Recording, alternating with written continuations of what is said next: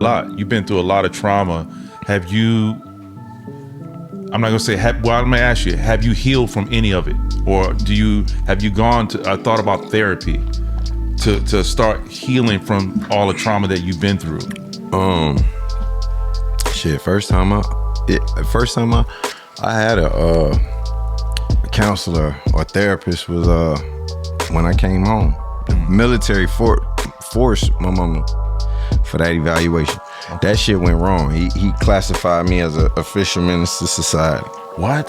Yeah. Wow. But anyway, yeah, Dr. Broadfield. Anyway, fast forward and ended up going penitentiary. And most of the counselors, when they go through my file, they be like, oh, hell nah. They don't want to work with you. Yeah.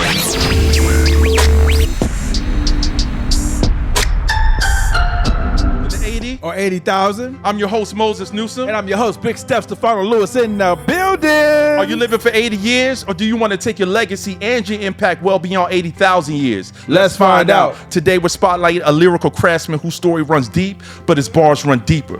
He came out of Bridgeport, Connecticut, but raised here in Newport News, Virginia. Okay. And the East Coast grit is what actually shaped his lyrical prowess. You heard him first blessing the Nas' powerful anthem, Just a Moment. And that was only the beginning. Okay. His hard-hitting tracks landed on season 5 of HBO's classic series, The Wire. We listening? Right? His music also served as a theme music on Netflix 2016 film, Hurt Business. He's built a legacy through raw storytelling, relentless grind, and undeniable talent. What? He's recorded over 500 tracks with some of the greatest artists in the industry, including Nas, Pusha T, Ace Hood, Cassidy, Jeannie Ortega, Saigon, Busta Rhymes, and many more. Wow. Every verse, every hook, every bar brings truth to the mic, and he leaves a mark with every line. So sit back, relax, turn up the volume, and get ready for an in-depth look with the voice behind the struggle, the music, and the message. Or give a warm welcome to the man we know as Don Ferquan, or the Sing Rap King. Let's go. Let's go. 80,000, baby. Woo! My God, my God, my God. Welcome to the show, brother. 88,000. Yes, sir. How you feeling? Man, My great, brother. man. You know, first of all, we woke up this morning, so we could work the rest of the bullshit out. That's right. There you go. There you go. So, I'm cool, man. Well, we glad to have you on the show. 88,000, brother. We glad to have you here. Thank y'all for having me. So, the Diddy trial started a couple of days ago, and a lot of information is coming out. What you think about your man? I mean, you know, what's going on? Is he gonna get off or pause? Pause. Clearly, he been getting off, and that's what the fucking problem is.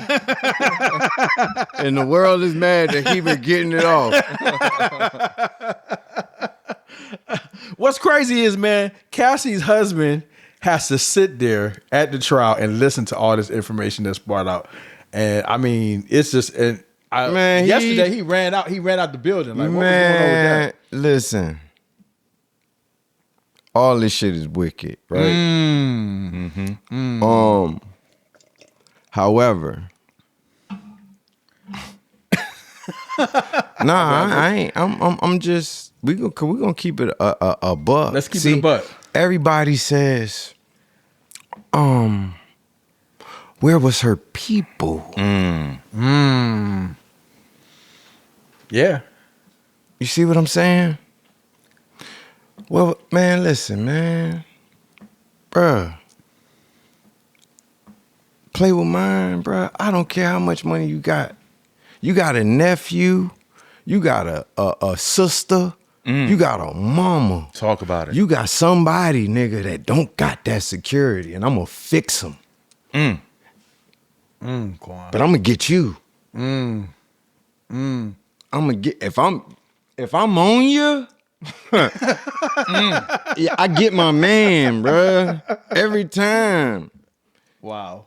And if that mean I gotta sacrifice me to get on your top, hey man, Pause. you ain't no pause. I'm on your top. Dolphin, ain't no pause. All go. running all green lights, red lights, on site, standing on business, walking Yeah. you down, Yeah. and anything with you. Yeah, Yeah. It's, but it's just a. it's. But here's the thing, right? I said that to say this. Talk about it.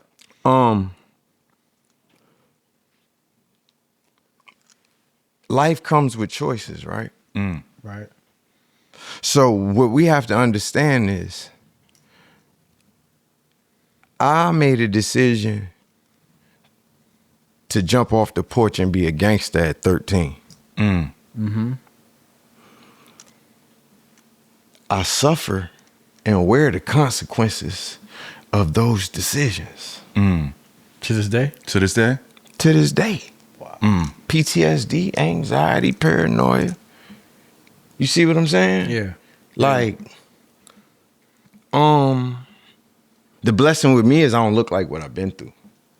That's the blessing. Bars. Right. But if I look like what I've been through, man, I'd be toe up. You know what I'm saying? I said that to say this. So everybody has to be held accountable. Right. See, she could play victim all she want. But where the fuck everybody cry victim for a young boy that make a bad decision?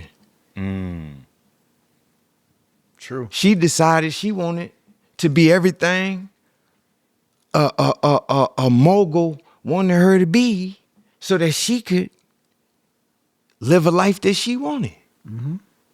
So are you saying there's some self accountability from her part? It has to be. Gotcha. Wow. Gotcha. Wow. How not? Y'all sent my ass to prison at 17. I was trying to get me some money. I just wasn't letting bitch.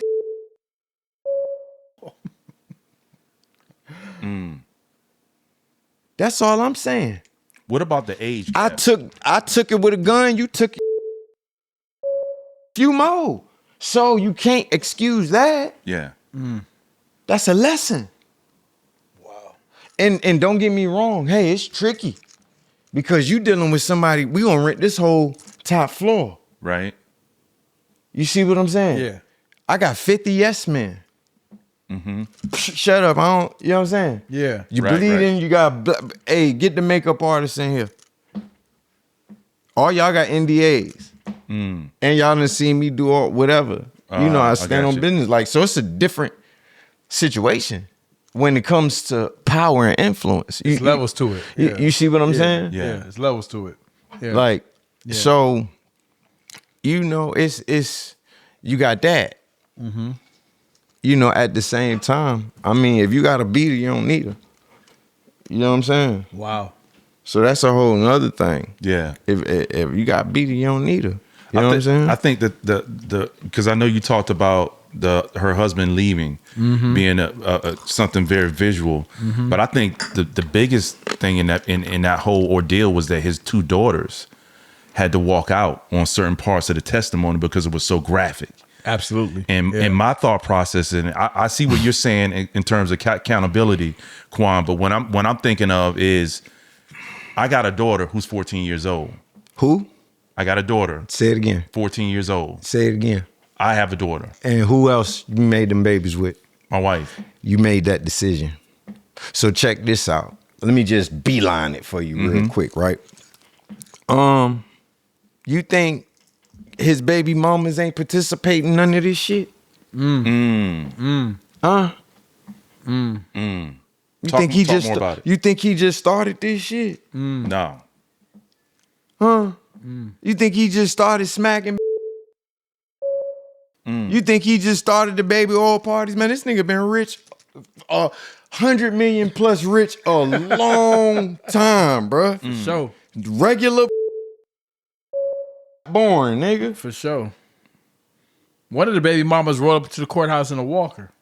Man, She young. listen, however you want to chalk it up, all I'm saying is this right here. Y'all chose this nigga. Y'all chose this nigga. Now, if we talking about underage, smooth, frown. But we talking about grown ass women. Yeah. Yeah. Yeah. That's all I'm saying. Like Right. it's a you. Self accountability. Come on. Yeah, I hear you. Hey man, don't nothing come free. Firemen, y'all get good pay. Guess what you got to do for it? Damn near die. It's a cause and effect to everything, man. That's all I'm saying. It's a cause and effect. You want to be a gangster, you might die or go to prison. Yeah. So what I hear you saying is, and I've said this before too. At some point, you got to make a choice, like you said, Quan. Decisions, and decision one is: do I stay in this situation because I want to keep the glory of my power, my fame, my album coming out, my release, whatever the case may be, or am I willing to give it all up for my dignity and my self-worth?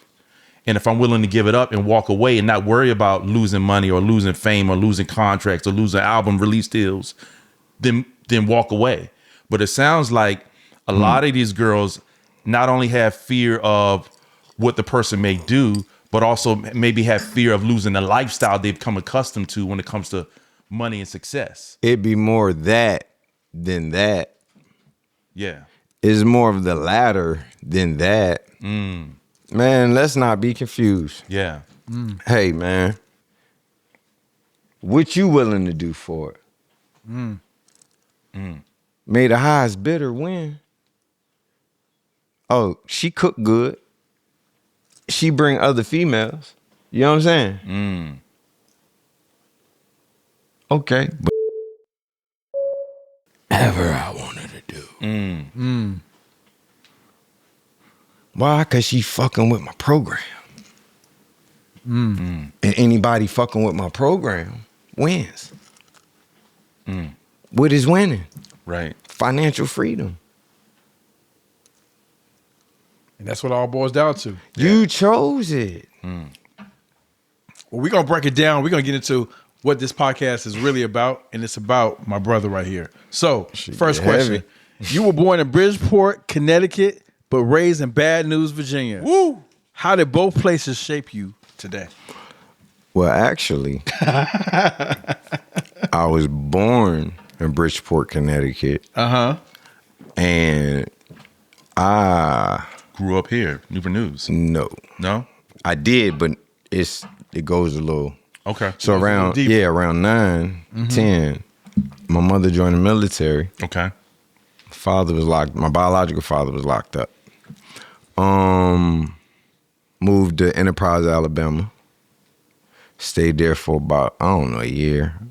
Whatever. Came back to Connecticut. Then ended up going to and I'm gonna just add the fact that I was at school in Alabama and dealing with racism and didn't even know it. White folks paddling a nigga, all kinds of shit. Okay? Didn't even know it. Anyway, boom. From there, went back to Connecticut. My grandmother for a minute. My mother got stationed in Germany. Okay. Pops was out. My biological father was out. So while I was staying in Bridgeport and my mother was trying to get it together, yeah, all kinds of shit. This nigga was on powder. Like, I mean, this just wide open. It was crazy. Anyway, dip back. I come back and I will always go to South Carolina. That's what I'm trying to get to. South Carolina always been a part of that because What that's part of where South Carolina? Conway, Myrtle Beach, like, you know what I'm saying? I was born in South Carolina. What part? Fairfax. Okay. I ain't That's a even know little that small Fairfax. dirt town. Yeah, I'm Conway, Myrtle Beach. Yeah, okay. Geechies. Yeah. You know. So that's a big part of my life. I will always go back and forth to live there. South Carolina? With my mama. Okay. You know what I'm saying? Yeah. As far as I could remember. And turned 13. Right before I turned 13, because my mother had got stationed in Germany. So left Connecticut, moved to Germany. Stayed in Germany. I left, I think I was 10. Came back right before I turned 13. My mother and my step-pops, because they got married in Alabama, got together, We met her in Germany. Boom. Came back. Me and my two sisters, because they had a daughter. That's my baby sister.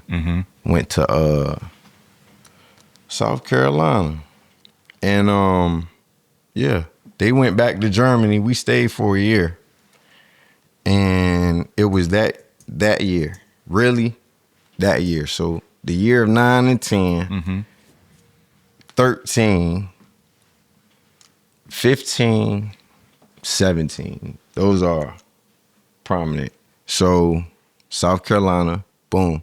They came back. No. Shit hit the fan. I ended up getting sent back to Connecticut from South Carolina. At what age? 13. Okay. Okay. Like that year, yeah, sent me back. And honestly, my step pops, which is my daddy. That's what you Like, call your dad? fuck my biological daddy, yeah. Yeah. Like, I wouldn't piss on that nigga if he was on fire. Like, so, but, bless her soul, my stepfather's mother had an issue with their union, my mama and him. Okay. So it was that. And I got, being a young, street smart little boy, Yeah. I was considered fast to her. Okay. And I was. You know what I'm saying? Yeah. But I got the short end of the stick Meaning what? a lot. Like, me and her son, same age, because my mama had me 15. So me and her son the same age. This nigga could do no wrong. So I'm getting a beating for whatever shit I do and whatever he do. And he never get in trouble. Why do you think that Very was? rarely. Why you think that was? It always seems to be somebody in the family like that, where one person does no wrong. He the and other baby. person- He the baby. Yeah. I'm the little redhead boy that's around here fighting. Like, but like me and my parents was talking. See, back then, nobody want to talk about mental trauma and mental illness. Ain't want nobody talking about that shit. Right. You acting out. They don't even know you might be getting touched or molested. They just feel like you bad. Right. We gonna whip it out you. You know what I'm saying? Yeah. Like, yeah, shit was different. You know what I'm saying? And Are you saying you were touched or you were molested? who, me? Yeah. Yeah, by a female cousin, and the shit felt good. That was the problem. The problem. Female cousin babysitting you, y'all watching goddamn movies, but this is the crazy shit. The crazy shit is they was young. So who the fuck was doing something to them? To them. Yeah. Wow. Do you think that? Because I know you said you're But biological. hold on. Let's not Go ahead. let me just so y'all know the travel. Yeah. Go ahead. So the travel is And you broke down 13, 15, 17. yeah. So the travel is boom. Shit hit the fan in South Carolina. Okay. I felt like I wasn't being treated fairly.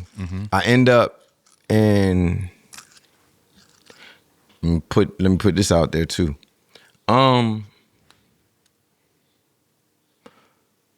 I had a pair of Nike Cortez, I remember those. all black, right? Another bad creation was popular. I had the bucket hat, you know what I'm saying? My uncle was getting goddamn cocaine money, you know what I'm saying? So he came and got me. Okay. And that day when my mother and them, we came from Connecticut to South Carolina, all this shit is very important, man. So my uncle Al took me to the store. I'm taking nephew. He got me a short set, Raider short set t-shirt, some shorts, Raider shit, Yeah. and a bucket hat. And on the way out, they had some fake nugget rings and shit. Woo. And like you know how you get the fake chain and shit. Yeah. So boom, I'm like, let me, boom, pipe me up, put me a little necklace on. Yeah. Nigga, I'm ready. Yeah, Dripping you down. man. straight Listen, man. As soon as we pull the fuck up to the motherfucking house, Man, my mama looked at me. She was like, come here. Take that fake shit off. We don't do fake shit. Broke my little heart. Took that shit. Fast forward, they leave. Man, I remember the motherfucking Cortezes, bruh. From playing basketball, sweating, bruh. And them being my only pair of sneakers at that point in time. I'm not saying I wasn't fed, but there was struggle times in a nigga life. You know what I'm saying? Right. Them sneakers, man, them motherfuckers stunk so bad, bro. I never forget. My aunt Binky came to get me, and I'm crying to her because this was like my second mom. I'm like, yo, shit unfair. Right. This, that, and the third. Niggas is hating on me. They mad that the girls like me. You know what I'm saying? Right. Yeah. Like, I'm dealing with all of that. Who this light-skinned nigga that around here rapping, you know what I'm saying? Singing the bitch that I've been liking since first grade, like this nigga. So now niggas want to fight me, and you know what I'm saying? Right. But it's more y'all than me, right? Right. And so, okay, you know how when you go to a new area, especially if you're attractive or you get attention. Right. Oh yeah, you the problem. So I get I'm the badass. No, niggas is fucking with me. You see what I'm saying? Yeah. They fucking with me. Yeah, you reckon it. But I'm getting chastised. Right. Okay, long story short, boom. Aunt Binky, I go with her for a couple of weeks. Yeah, my pops was in prison. My biological father was in prison. Yeah, because I went with her for a couple of weeks. I got a tape from somebody. It was my father singing a gospel song, and I listened to that shit over and over again and cried. Because I hadn't seen this thing in years. Anyway, boom. So I end up living in Connecticut. Niggas is selling crack. Niggas is gang banging. In Connecticut. Man, it's going down. Wow. It's going down. You gotta understand. And then this is... And what age? At this time, at this this is time. 13. This 13. Oh yeah, oh no. Now the shit hits the fan. Yeah, like you, all this shit got to make. I'm telling you everything. Break for it you down. to understand Break it down. Wow. and understand why. Because you got to know this. If you don't get these pieces, you're not gonna understand me going batshit and me being so open and candid, Right. about a lot of the treacherous shit Yeah. I've done.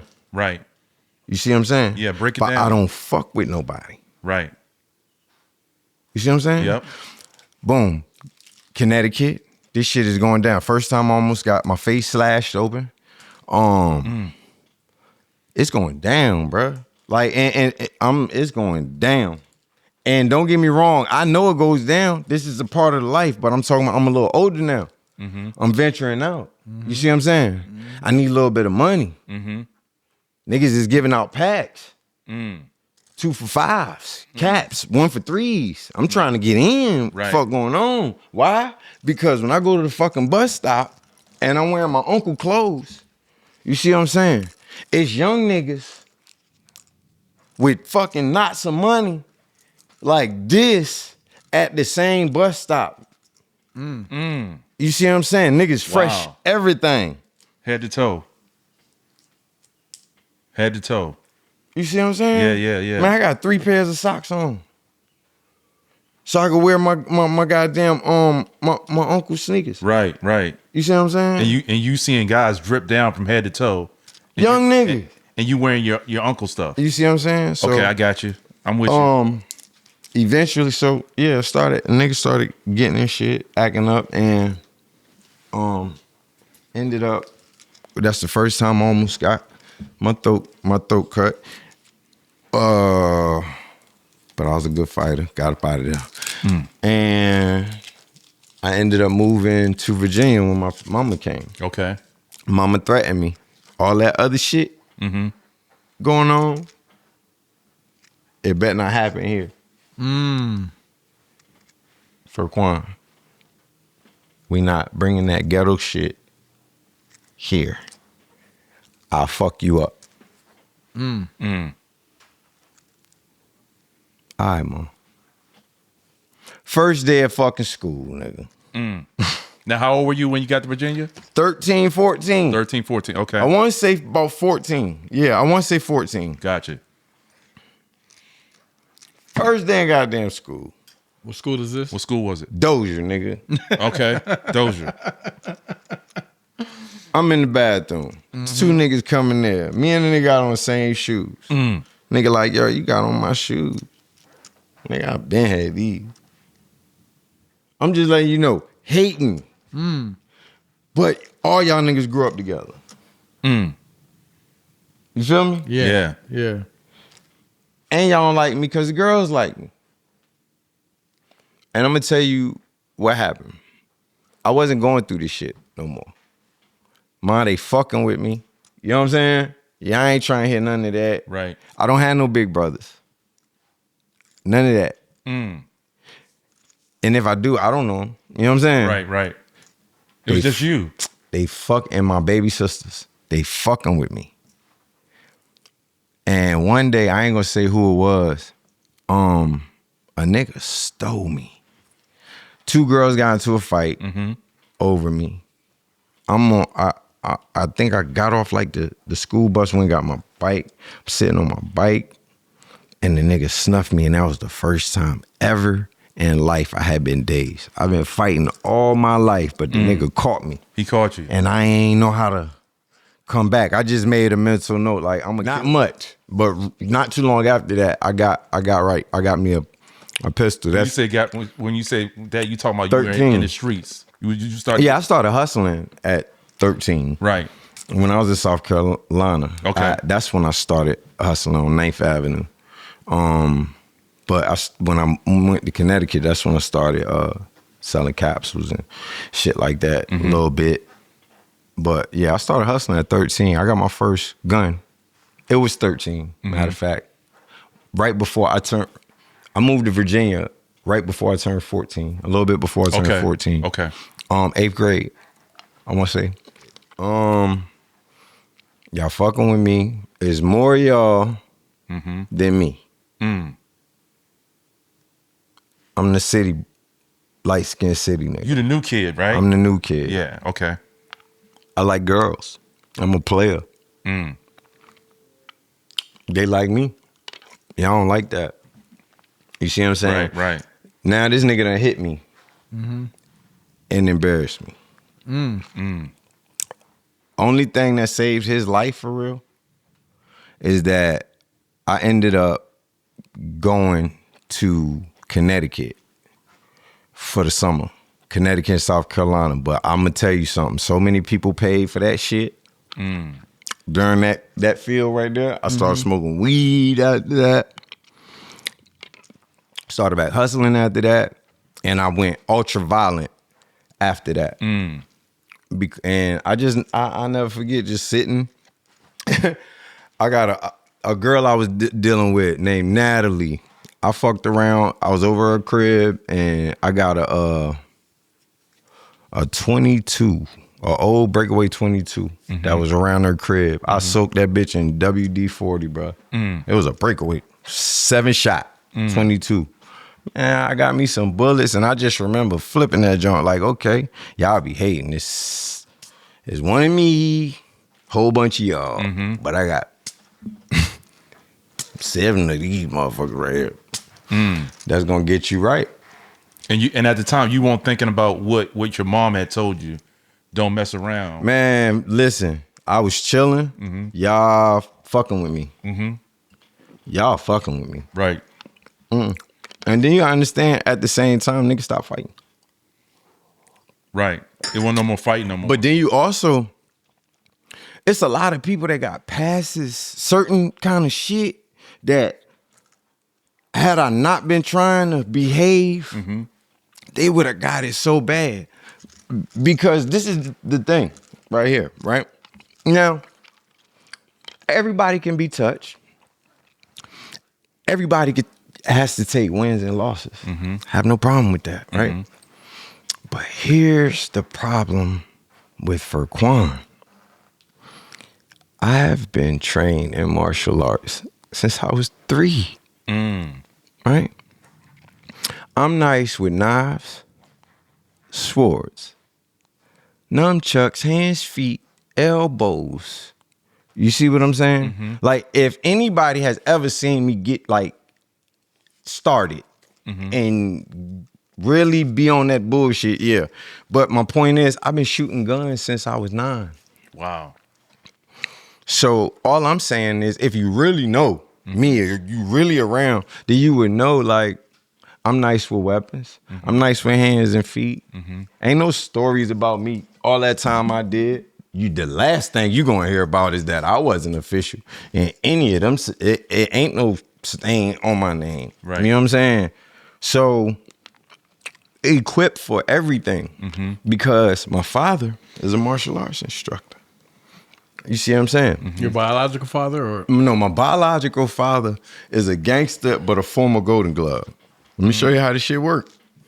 So, I got that, but I got my step pops, who is my dad. I don't even like that term. My father, that's what he do. Right. And it was mandatory. He put you into it. Gotcha. Mandatory. I got belts, trophies, all that. It was mandatory.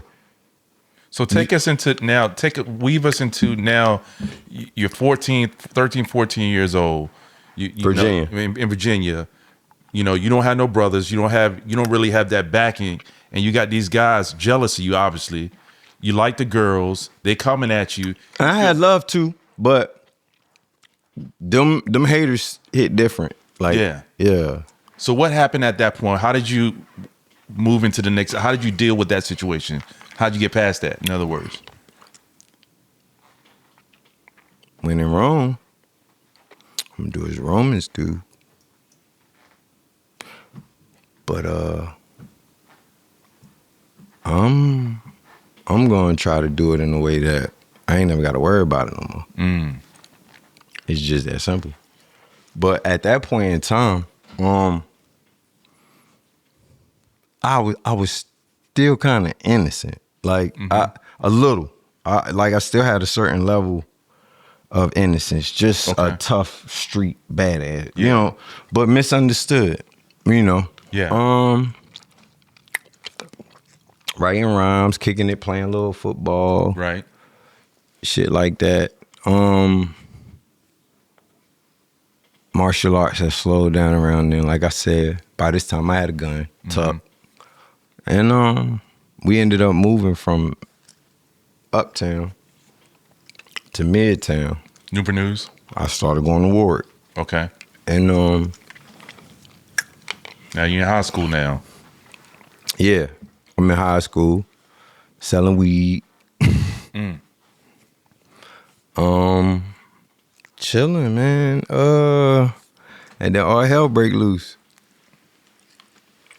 So this around 15, 16 years old. Yeah, but I'm gonna say this. So certain situations that happen in certain cities where I felt like y'all was fucking with me, right? When we would go visit them places, I'm tearing shit up. Like, I'm going back to get my get back. I'm shooting houses up. I'm pistol whipping people. Like, I'm on niggas' ass. Like, yeah. Oh, I remember you. You know what I'm saying? Yeah, I'm on you. Right. So you got to understand, like, especially South Carolina, because when I got there, I got older cousins. Okay. Like, these is I got uncles that's close to my age because my mama had me young. yeah, These are my brothers, my older brothers. You know what I'm saying? yeah, Right. So I get to get away with certain things. With them, I get to hang out later. Right. So I done wrap my gun up in my boot. You know what I'm saying? Wrap my ammo in the other boot. You think I'm with them, but I'm around these back alleys getting right. You know what I'm saying? So with that being said, high school, freshman year, I go out uptown. Link up with my folks, my homies. We outside rapping. We ain't gonna get into a whole lot. All hell break loose. And I'm charged with goddamn first degree murder, malicious wounding. They ended up dropping first degree murder. You were facing life in prison. Yeah, did some. Because in Virginia, if you have a murder charge with any other assistant felony, they can qualify you for the death penalty. But you got to get, you know what I'm saying? You got to get to that point. Right. First. So I stayed locked up 6 months. Okay. Beat the case. Came home. Now. Did you have a court-appointed attorney, or you hired your own attorney? Nah, I was, my mother and my father, damn near, and my step-pops, damn near, and my family. They put everything together. together. Yeah. And that was crazy too. Me and my mother fell out about that because my mother is a real passionate mother and black woman. So for her to know that a couple of people right now on life support, you know what I'm saying, behind, and her son did it, like, So that don't sit well with her. at all. You see what I'm saying? Regardless. Even though I ain't started though. Even though I gave y'all fair warning to go on. You know what I'm saying? But y'all didn't. Y'all pursued the issue. You see what I'm saying? Yeah. I'm never the person pursuing the issue. You see what I'm saying? You're more, from what I hear, what you're saying, reactive. Yeah. Gotcha. You're reacting to things that are happening to you. You see what I'm saying? Yeah. But I'm gonna go extreme. But I'm gonna wait till I'm righteous. See, I'm just different. I know the law. You see what I'm saying? I got my gun rights. You see what I'm saying? Back. Oh, you got him back? Yeah. Okay. So you know what I'm saying? Yeah. I'm diff. I like it's diff 0.2, 0.3 draw. You see what I'm saying? Good aim. Like I ain't. You gonna get your issue. But it's gonna be on you. Right. You see what I'm saying? It's gonna So be you're on not you. the initiator. But- if you had it your way, you would just be calm. The best shootout is the shootout you don't get in. Bro. There you go. You know what I'm saying? Yep. Never make an enemy unless you have to. And if you have to, stand on business so that you never have to worry about that enemy's revenge. It's very simple. But long as you ain't looking for no trouble, when trouble comes, you're going to be okay. So anyway, yeah, came home. But here's the difference. Imagine being 15 and you locked up.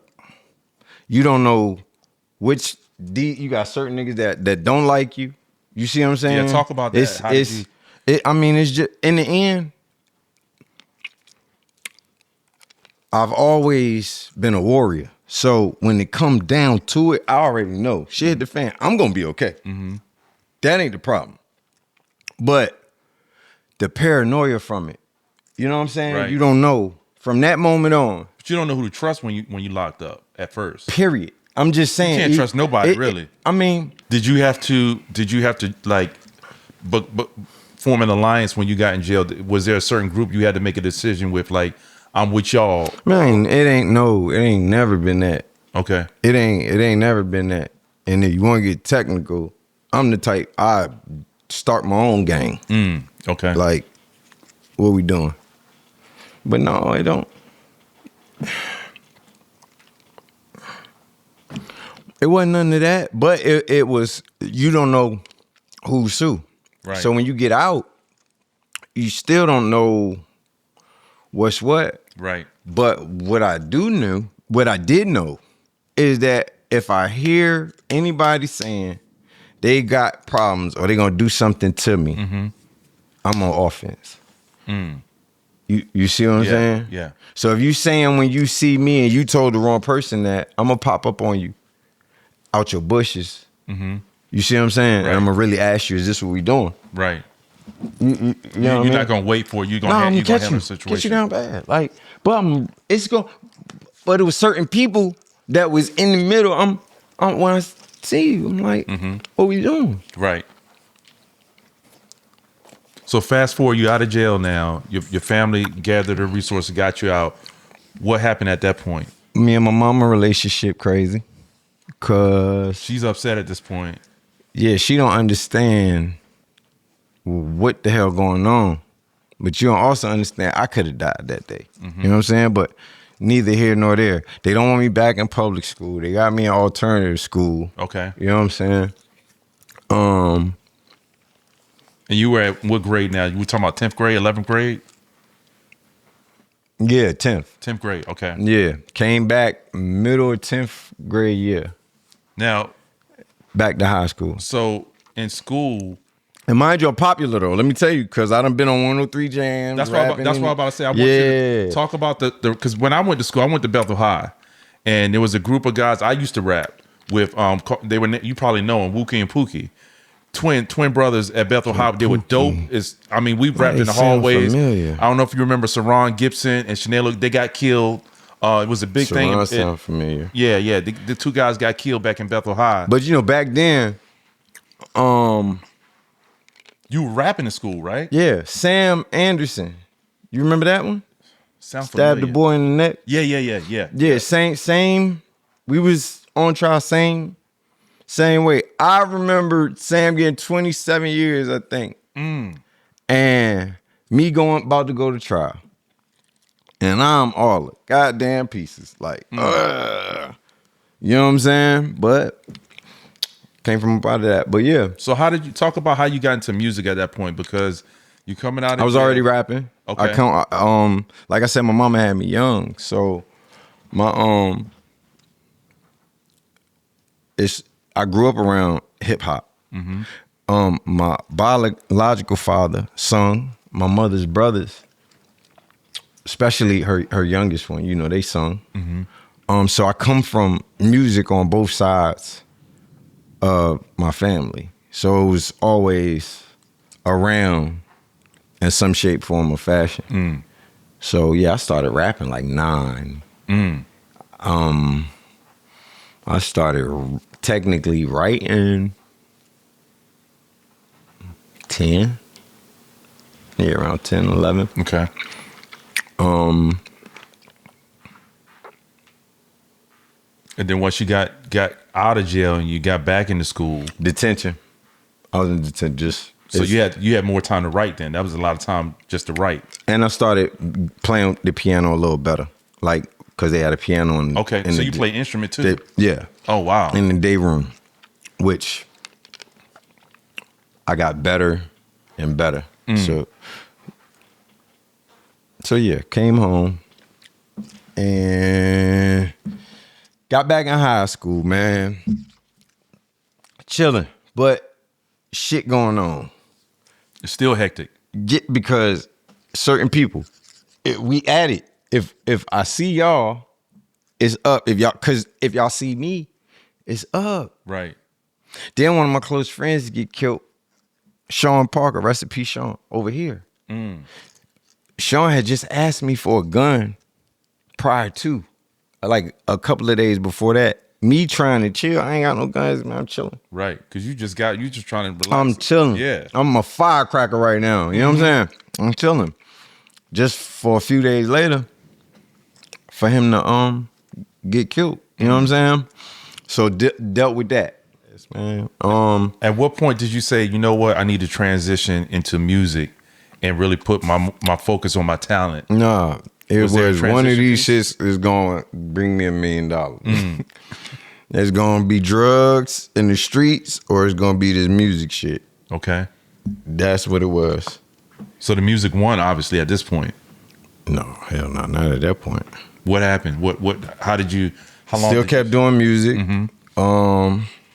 Shit, 2 years. 2 years later, they snatched me back up for, I think, 9 more charges.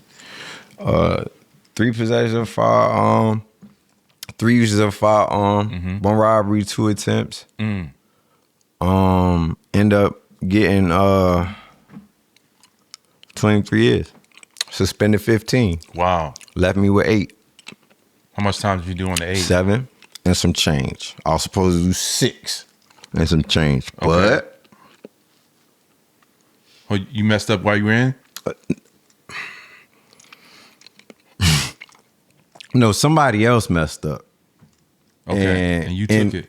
In the process of that, I got some time. I got time taken away. My good time, certain good time taken away. So where I probably would have only did 6 and some change off of 8, I ended up doing 7.5 off of 8. But I don't start with nobody. Did you at that time? Now this was a longer stretch than the first time. I did 7 years. What this particular time we're talking about? First time I got locked up I was did 6 months. So this On longer stretch first degree and malicious wounding was the first time. was the first time. They dropped the first degree murder to second degree and gave me malicious wounding. Took it to trial. I was found not guilty. Beat it. Yep. Came home. 2 years later. Snatch you back up again. I don't even want to say they snatched me back up. I'm going to say I did some bullshit. So you I was on the bullshit. You owned it. Yep. And they came and got me. Because people was ratting. And I made a bad mistake. I know better. You keep sheeps with sheeps. Wolves with wolves. And at that age, I was a wolf. Me and my partner, shout out to Ferno, Kings Up. I was a wolf. He was a wolf. And we had 2 sheeps. And the reason why is because one had a crib we could run off to. And the other one had a car that we can go sliding in. And when it hit the fan, they told it. And they snatched us up and gave us, me and him, 23 years. So that was 96. Did you learn anything while you were locked up at that time? Learned a whole lot. What was the one thing that stuck with you when you were locked up that sticks with you to this day that we speak now? I give you like 3. Go ahead. 1, judgment of character is imperative. Being very, very aware of your surroundings. You know what I'm saying? Second one, like I said, well, we could leave it as the first one, which is keep sheeps with sheeps, wolves with wolves, right? 2, freedom is priceless. And 3 would be, shit. It was so many lessons, but I'm just trying to give you one. I say, make 10, save 5, 9 if you can. Live below your means. You see what I'm saying? So that one day you can have your money work for you and live above your means. There you go. That was the start of my financial literacy journey. Okay. But it came in the fashion of OGs telling me, don't buy nothing that you can't purchase 5 to 10 of. You know what I'm saying? And just from there, reading and learning to really love self and understand who I was and why I was the way that I was and why I am the way that I am. Right. You see what I'm saying? Do you feel like you really didn't love yourself as much as you should have? At times, yeah. Yeah. Hell yeah. Ain't love nothing. Ain't love nothing but violence and money. That was it. And jury. That was it. Because what do you know love to be? And hurt people hurt people. You see what I'm saying? Y'all hear that? Hurt people hurt people. If you loved yourself that much, you know, you will realize that doing anything to anybody, trying to hurt somebody, being willing to hurt yourself more just to hurt somebody else is fucking insane, bro. You know what I'm saying? Yeah. So, yeah, man. I mean, it's just so many different lessons about just the journey that God took me on Right. to be at this point. Right. And I'm not no goody two shoes, like, you know, but I'm a good person. You know, I'm solid. Nobody's perfect. Nobody's born perfect at all. You know what I'm saying? No, but I mean, just really saying, like, because I tell a kid, hey, man, have smart, you know, move correctly. I'm going to give you some A1 shit. Right. Pray over you and all of that. Mm-hmm. And the next day, let's say that day, your grandmama or your wife might be like, oh, he's so sweet. Oh, he's a leader. He's a real mentor. And I am. Mm-hmm. Next day, though, I might be in my house with goddamn 6-7 machine guns, popping shit. But guess what? These mine. Ain't nobody messing with Jimmy Lee and Bobby Ray when they on the internet with their pistols and they machine guns. You see what I'm saying? But I guess it's different because I'm popping it. And I got, you know, whatever. But it's just that. But that's why that prayer was so important. Hearing my grandmother, who's dealing with dementia, but God putting it on her heart, and it's on her heart to plead to God. Make sure my baby know he good enough there, God. You know what I'm saying? Don't let the enemy use him. Right. You know how many lives could have been saved a long time ago, bro, just in me knowing that I was good enough. And I'm just saying, in being able to give testimony and lesson, but withholding it because I ain't no nigga in a suit. You see what I'm saying? I'm a nigga with tattoos on his motherfucking face and big diamonds on. You know what I'm saying? Like, so, but I know that now. But it felt good to hear it from my elder. You know what I'm saying? So At some point in time during, you know, despite your street life, you signed the big Ill Will Records, and you started working closely with Nas. yeah, but we gonna say this. I perfected my craft while I was in prison. I got trades. I learned how to cut hair while I was in prison. And then just do time and bullshit. I knew I could rap. I got better at rapping. Okay. I knew people in my family could sing. At first, niggas was like, I don't know. Guess what? That shit turned into something that had these niggas crying. Cold killers crying. Bro, please. Babe, bro, no. Sing this shit for me. This is why you was locked up for that. You for see that what I'm bid. saying? Yeah. So I'm working out. I'm saying to myself, oh, I'm gonna be the street version of Lauryn Hill in male form. I'm gonna have muscles like 50 and all these niggas running around here telling my story. I got the real one. Right. You see what I'm saying? Right. You lived it. Yeah. So come home and man, before I got me some pussy, I was in the studio trying to put a song together. For real. I think I came home on a Tuesday. Wednesday, I was in the studio. Thursday, Friday, I got me some coochie. Yeah, like that. That's how I was on it. Like, just the music. And shit. Met a few people. Norman Keys heard. Shout out to Suzanne Mates. Who I met through Norman Keys heard, who co-produced Tyrone with Erykah Badu. Okay. How'd you meet them? Through my father. Your father? Yeah, a Your pastor named biological? No. Okay. Your father. Gotcha. Go ahead. Yeah, where was he at anyway when I came home? Well, you know, he might have been home. I think my brother was locked up though. But yeah, so cause me, my brother and my biological father, we went like 10 years without none of us being on the street at the same time. It'd either be me and my brother, or my brother and my father, or Switching places. Type shit. You know what I'm saying? Locked up. Gotcha. Yeah. So yeah. So they heard your music, that you got them to, somebody in the industry got wind of your music, and what happened at that point?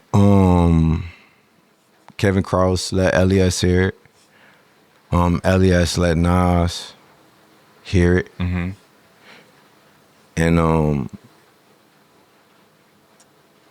The rest is history.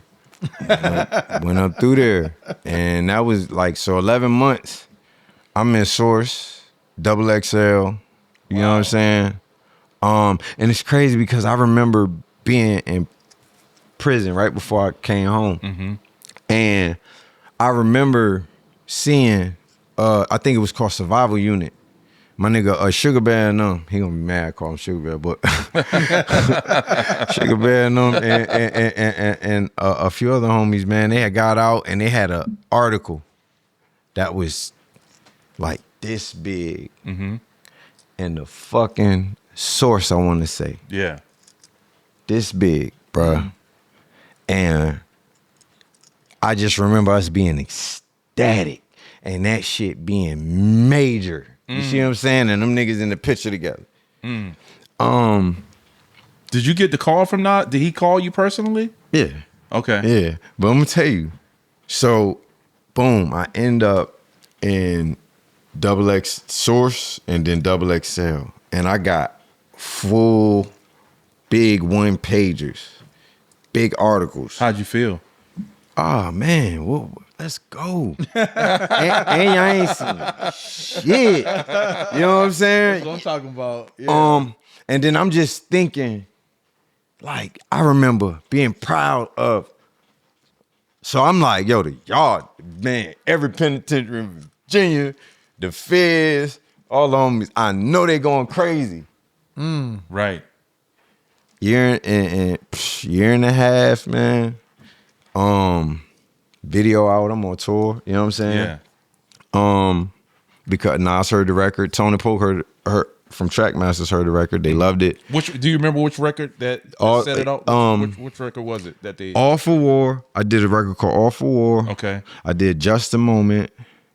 Cause So you did Just I a ended Moment up before linking. Nas? Yeah, I ended up linking with LES. LES had a barbershop out here. I knew that. Through Kevin Krause. And the thing was Virginia. So that was your track. But I was already working with I was already working with Arson and them from the Heatmakers, Red Spider. Yeah. I had some A1 production. Did you know Joe Tracks back then at that point? A little after that. Okay, because I used to work with Joe Tracks. I know you. Yeah, worked with him. that's family. Him and Silk. Yeah, they Silk. family. Oh, yeah. That's my people. But it was after the fact. Oh, okay. I met them later on. Got it. And so the one moment was already Just recorded. a Moment. The one we hear, the hit, you already had that recorded. Like that's what I'm saying. So me and LES linked up. He came down here. We linked up in front of his barbershop. I let him hear some of the records I had been working on. Loved it. Ended up going back. He went back to New York. I met him up there. We recorded a couple of records. All for War, Just a Moment, and there was one other record. All for War was violent. So Nas couldn't really, you know what I'm saying? He loved the record though. But he didn't want to really. It was crazy. Like, yeah. So, but he loved that record. Just a Moment, they heard Just a Moment, they loved it. Tone and Pope pushed for him to do something to it. Nas. Yeah, he did something to it. Were you in the studio with him when he was recording, or he just he flied it through? I did 3 verses in the chorus, and left. Next thing I know, I think Nas called while we was in the studio. And L was like, yeah, like I'm send some of this shit to you. I ended up going back to Virginia, and one day Nas called me and was like, yo, we gonna have you come out to Miami, and you know what's going on? How you feel about that? So I'm like, yo, I'm cool with that. I just ain't with no smoke and mirrors, nigga. I ain't with no bullshit, right? Bro. Like that's it. And yeah, went down there and did that. You shot the video out there? No, we shot a video in Brooklyn. Brooklyn, okay. Yeah. After the fact, like, so when I didn't hear the song until I got to Miami. Oh wow. Well, walk us through that whole experience. What was that like from your memory? I was like, yo, you know, like, damn, Nas. But it's so crazy because I had a certain connection and relationship when it came to Jay-Z and them. Okay. What? Tell me about the Jay-Z relationship. Shit, my best friend Rogelio, Rully. Rel, yeah. Beachmont. Oh, that's your people? They're my people, yeah. I'm talking about a lot of the niggas that was in Dead Presidents video. Gotcha. Okay, when Jay first came on the goddamn scene. On the scene, okay. Real active. Part of the reason behind me getting into the shit that I got into behind my friends was behind all of that shit. Them feeling some type of way behind niggas coming out there. Gotcha. You see what I'm saying? Yeah. So it's in all of that. Them beefing back and forth just so happens. This is my childhood friend. And I'm with the shit. So if we together and you get the tripping, it's going down. So it wasn't even my beef. Most of my situations don't even be you. Me, bro. You just be fucking it. You're like, here we go again. Me, man. So yeah. So that's crazy. You got a relationship with Jay-Z, but now you're doing a track with Nas. That's How did that work out? Cause in my mind, I'm gonna come home. Jay gonna hear this shit. Mm-hmm. You know what I'm saying? Tone gonna hear this shit. Mm-hmm. Man, Rockefeller. I'm going to Rockefeller. So you wanted to sign with that Jay-Z. shit did not happen, huh? That was your ticket to sign with Rockefeller. I'm going with Rock, man. So what happened? Didn't happen. Well, we know that, but yeah. Hey, what happened? What happened is who offering that chicken right now? Right. Cause I'm already getting a little active. Yeah. I mean, that was a hit. That song, I still remember when I first heard it. No, I'm slanging dope. What I'm saying, and you're still in the streets. But I'm fresh home, so I ain't really trying to go crazy. You see what I'm saying? Right. Because you just did your bid. But was Nas trying to scoop you up and say, hey, look, this is a hit. I want to bring you on to. Was it Atlantic Records at that point? That after the fact. Okay. I started a bidding war. You know what I'm saying? Yeah. We did some shit. I still get checks from that record today. To this day. But goddamn, that sample, the people that took the sample, they 50% off top. That's why if I ever redo Just a Moment, I ain't sampling they shit. I'm gonna let y'all know that right now. I replay that motherfucker and switch the notes. Thank God for. So what was your phone calls like after that? You know, the song is top 10 hit. You know, you're selling records. You got the video out. You got more haters now. You're in Virginia. Everybody knows who you are.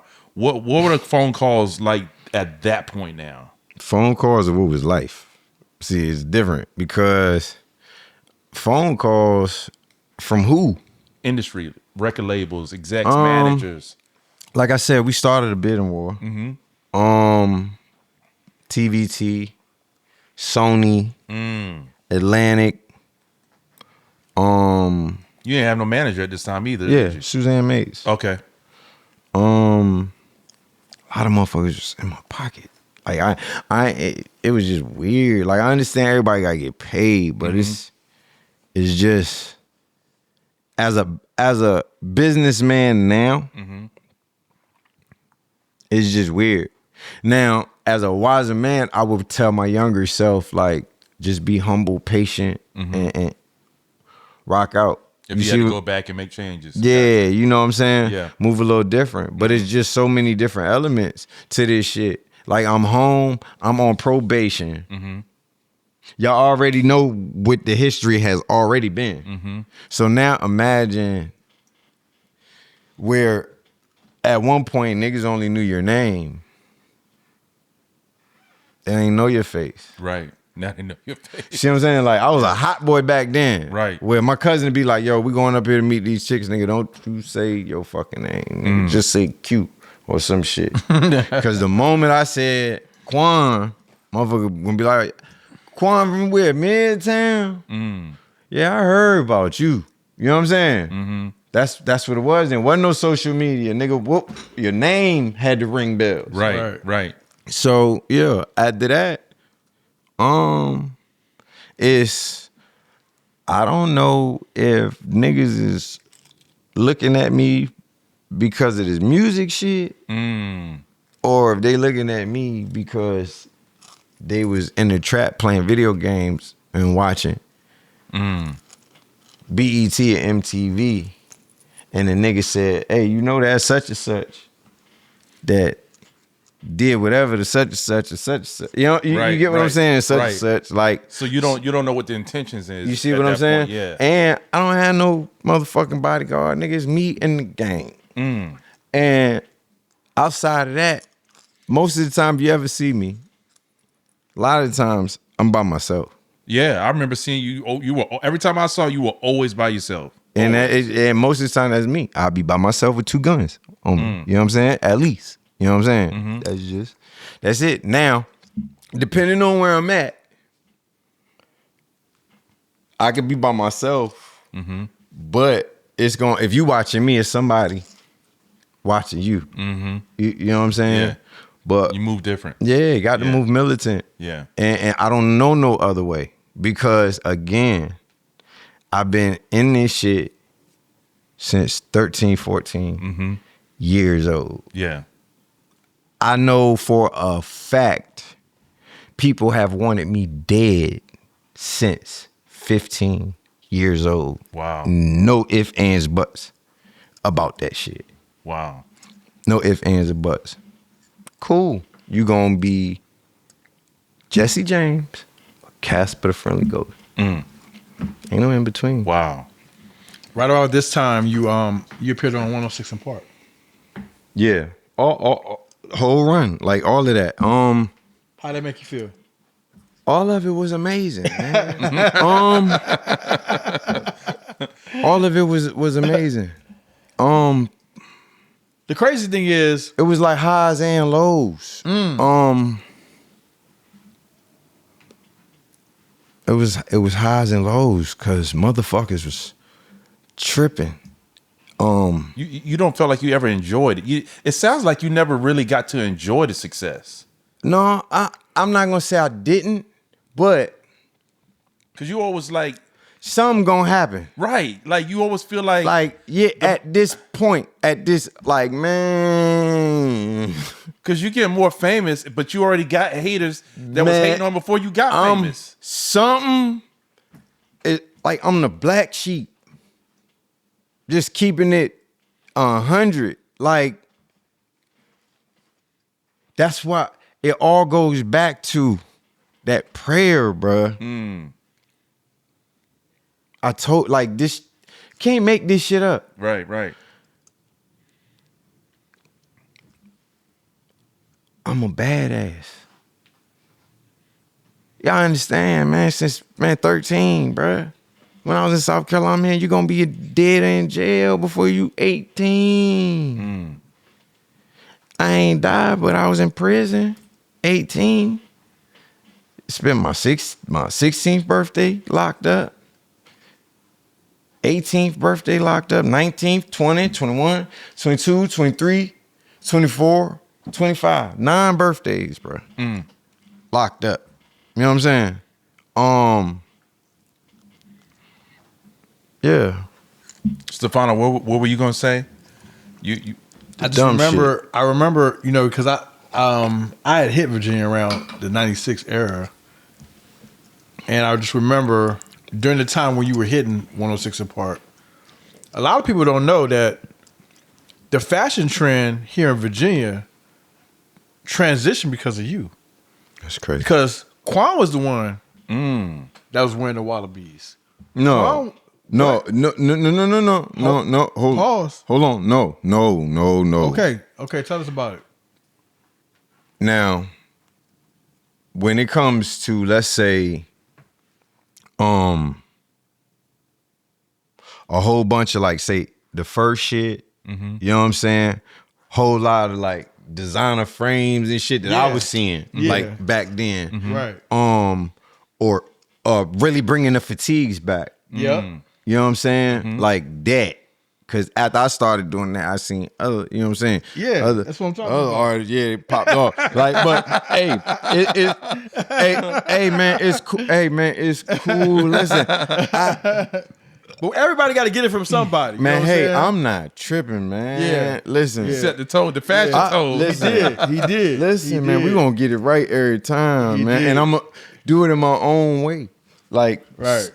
But if I see something that I like, it's smooth. I don't mind, man. Right. Spread the love, right? I lead in love. I love to see people win, bruh. Yeah.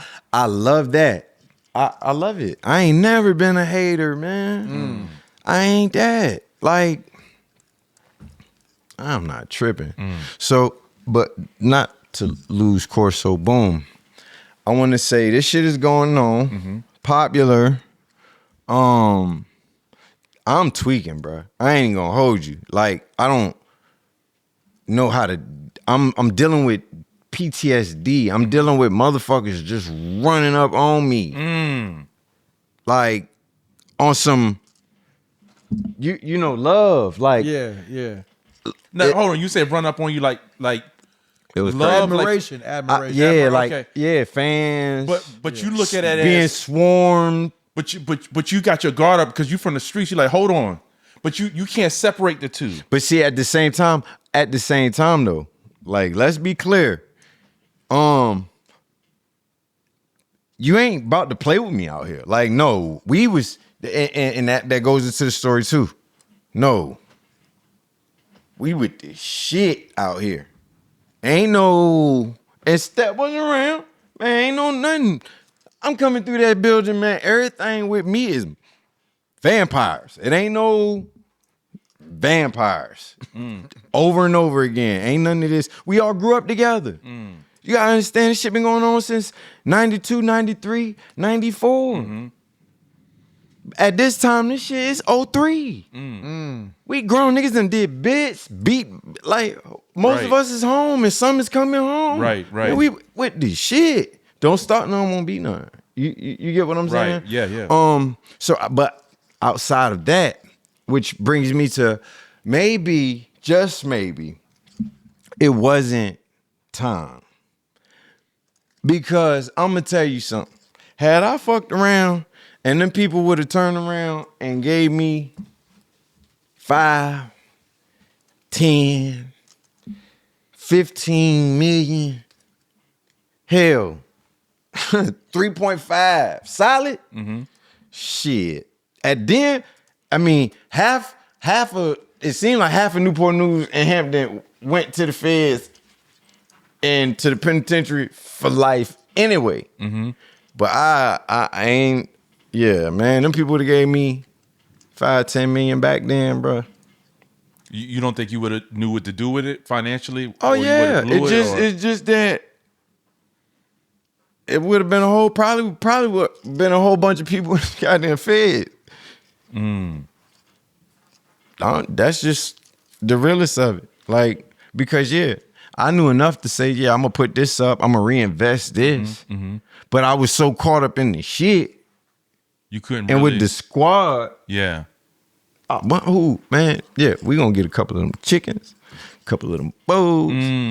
Yeah, man, because a lot of us didn't know The financial piece of it. of that. No, Right. financial piece of breaking these goddamn. Right. So you flipped it. You flipped your We was on that record money. I'm, Gotcha. I'm saying if back then it would.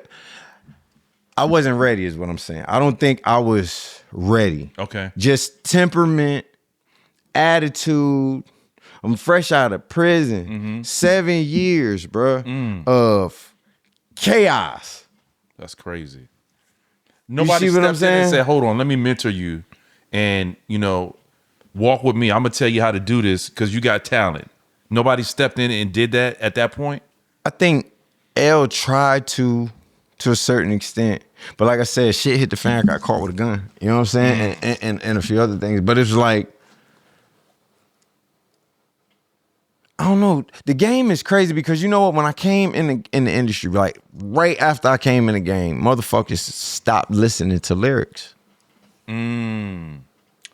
Gotcha. You remember that? Mm-hmm. And they marketed it to the point where it wasn't cool to be a solid street nigga no more. And then all of a sudden, that's what cleared that lane for Jeezy to come through and fuck him up like that. Think about it. Yeah.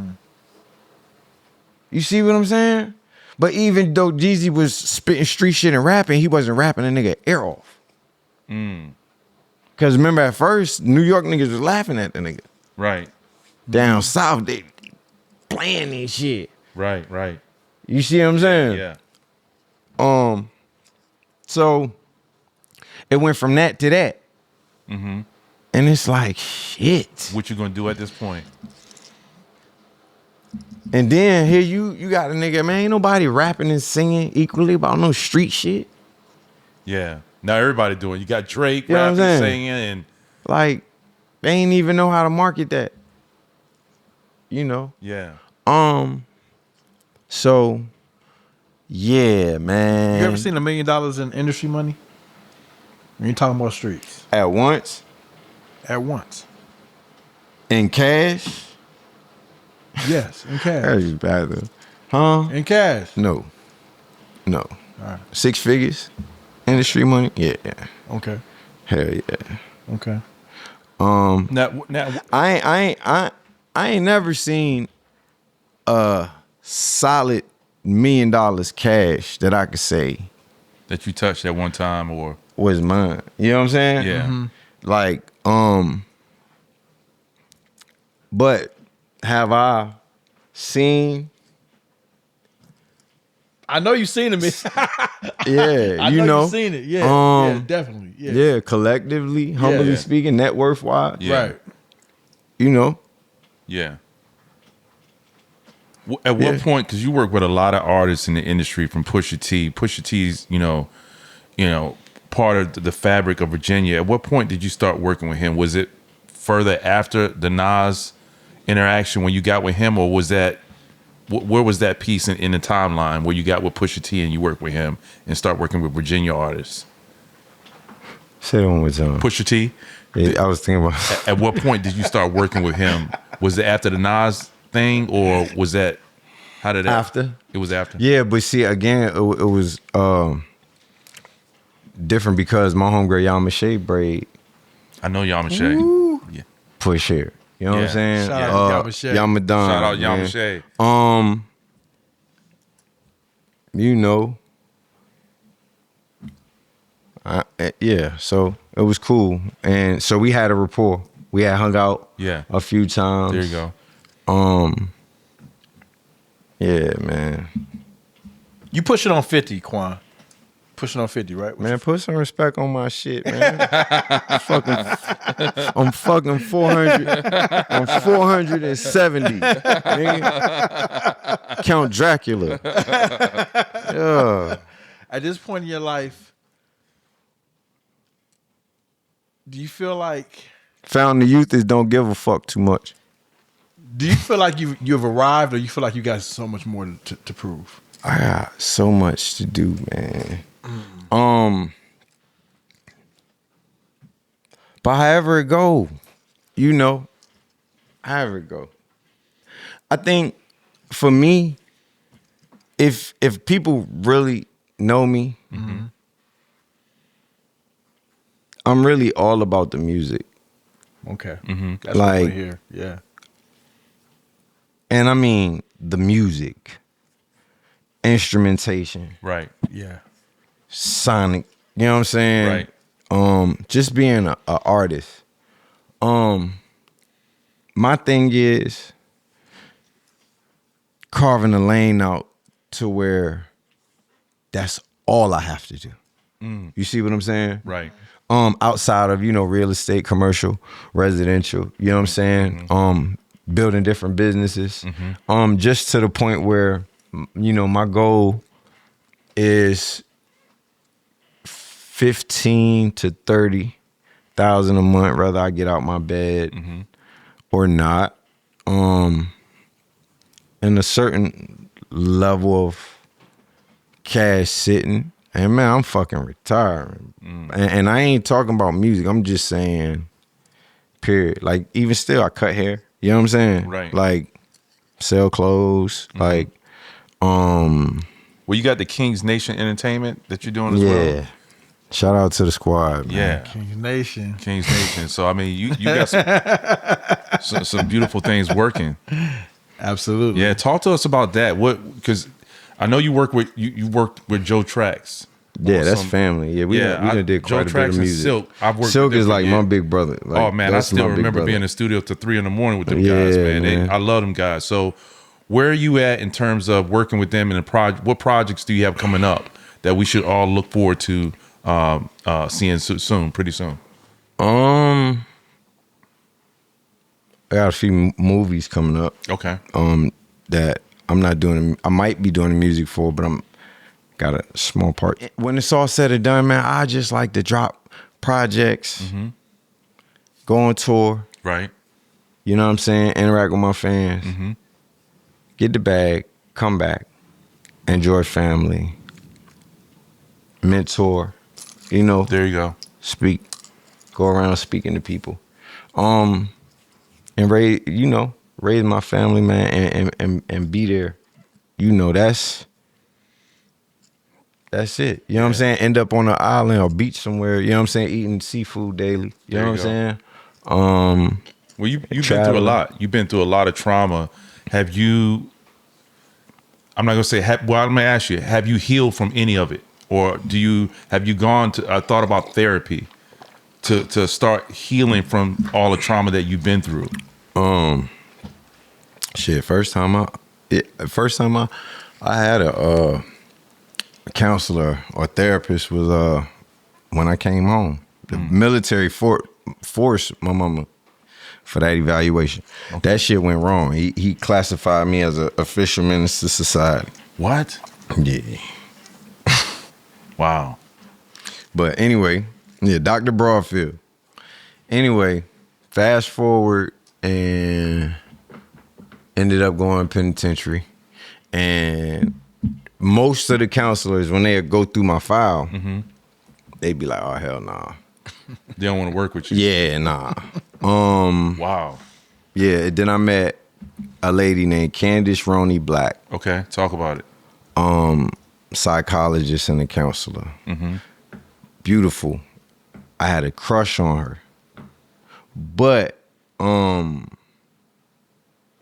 prior to that, just those conversations with her, self-reflecting, cause and effect, why I was the way that I was. She got you to see that? Yeah. Okay. And doing different exercises and different things like that.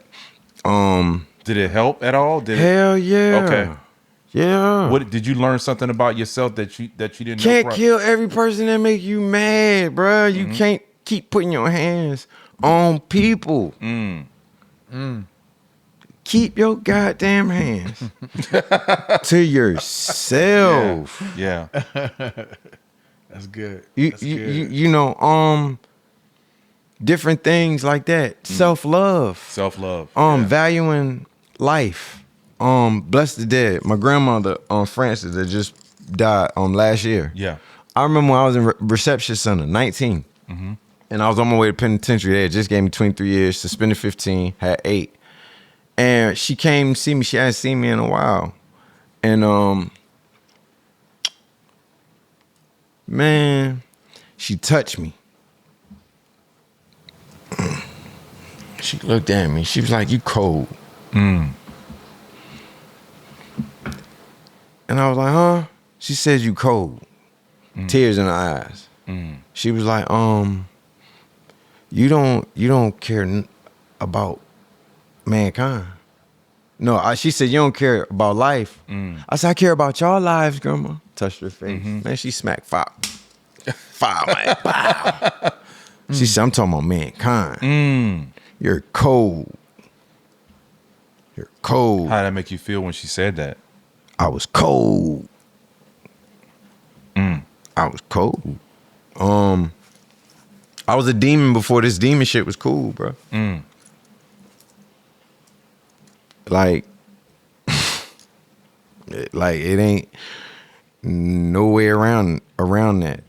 I was dead with mask, the ski mask, and the, you know what I'm saying? Right. The gloves and the mechanic suits and man, come on, man, like all of that.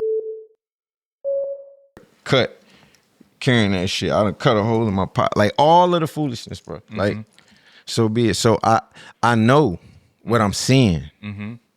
You see what I'm saying? Yeah. I know what I'm saying. So yeah.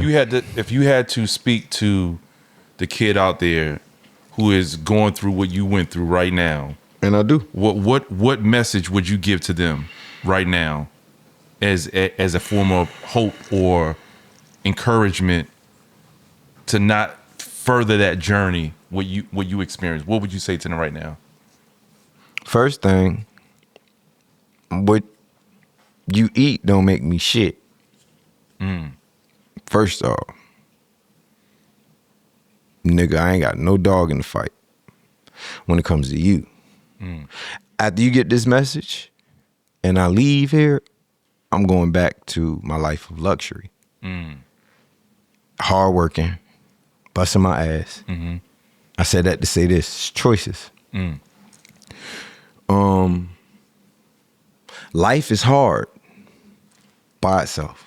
You can do everything the Bible say, everything the Quran say. Life is still gonna find a way to put a foot in your ass if you did everything your elders in the Bible said. Y'all agree? Yeah, absolutely. Yeah. So now, nigga, think how hard it get when you doing wrong, fucked up energy, and you not listening to the people that love you. Shit gonna be that much harder. But here's the fact. Life goes on. Give a fuck who it is. Life goes on. It doesn't. That pretty girl you like, oh, she gonna be fucking. Your kids, they gonna be calling another nigga daddy. Yeah. Mama and daddy, they gonna be doing what they doing. Brother and sister, they gonna be doing what they doing. And depending on how long you got, nigga, you will get forgotten about. And guess what? That concrete and steel will still be there long after you motherfucking gone. Your choice, gang. Hey, man, I did mine on all 10. I thank God that I'm still here. I thank God I don't look like what I've been through. I pray that you don't have to go through what I've been through. Cause you ain't guaranteed to make it.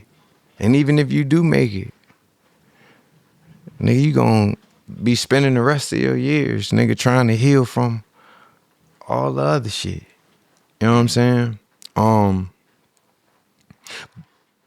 But for me, I can look in the mirror and be okay because it's a lot of shit that I did that I wasn't no troublemaker. So a lot of shit, I'm not sleeping. I'm not losing no sleep over. I'm not. You know, it is what it is. Fuck you. You know what I'm saying? You felt like you were surviving.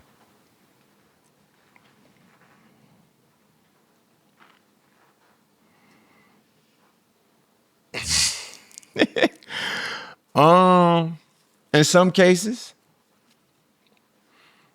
In some cases. Okay. In some cases, since you want to be stupid, you're going to be an example. When in Rome, do as the Romans do. You know what I'm saying? Wow. When in the jungle, play how the jungle play. Right. That's it. But these days, you know, lead in love, man. Respect your paper. Watch who around you. It's just these lessons, man. Keep your grass cut low so you can see the snakes approaching your porch, man. You make $10, save $5, $9 if you can, man. Realize money is a tool, not a toy. Hey, guard your peace. Don't try to keep up with the Joneses, man. These is the gems, man. Yeah. And protect yourself. You have the right to. Don't let nobody play in your motherfucking face. But know that if you got to hurt yourself to hurt somebody else, it might not be worth it, John. And that's pretty much it. But yeah, I came home, did that. That deal ain't go through like I thought, but I kept making music, independent, producing records for television and film. Yeah. Because you had the HBO. The Wire was one of the first ones. America's Pie. Yep. And then I started doing a series of movies: Generation Iron 1, 2, 3, and 4. Yep. Monsters of Mass, Dorian Yates. Yeah. You played Tupac in the movie. Played Tupac and Andre Rison, Wide Open on film. Just played a goon in a movie called On Everything I Love that just dropped. And where can we see that at? Where's the stream? Amazon Prime right now. Amazon Prime. On Everything I Love, yeah. So can I pause real quick, Quan? So I want to talk to the audience about what you guys are seeing. What you've heard is a storyline of a brother who came from the streets and survived the streets. So I know that you're hearing, the violence, you're hearing the trauma, you're hearing the street battles and the wars that he went through. But now in the same breath, you're hearing Amazon Prime, you're hearing Netflix, you're hearing Nas. So what this should be telling you is that, and Quan said it earlier, life is about decisions. You could be in this situation in this block one day, and you can make one positive decision, and it all could turn around the next day.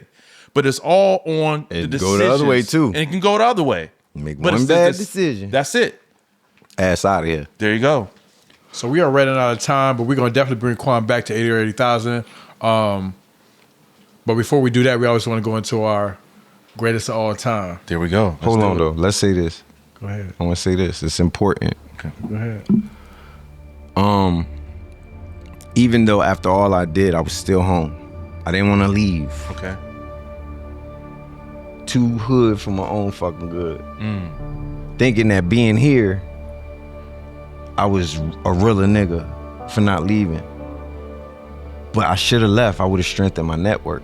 You see what I'm saying? Yeah. As talented as I am, you could be the greatest surgeon in the world, but what the fuck you gonna do in the desert? Right.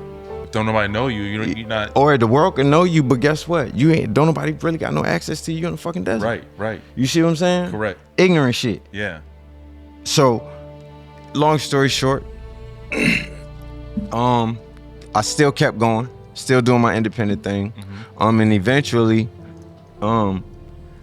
after a few more situations and street bullshit and different things like that, my mama begged me to leave, man. Like, could you please go somewhere?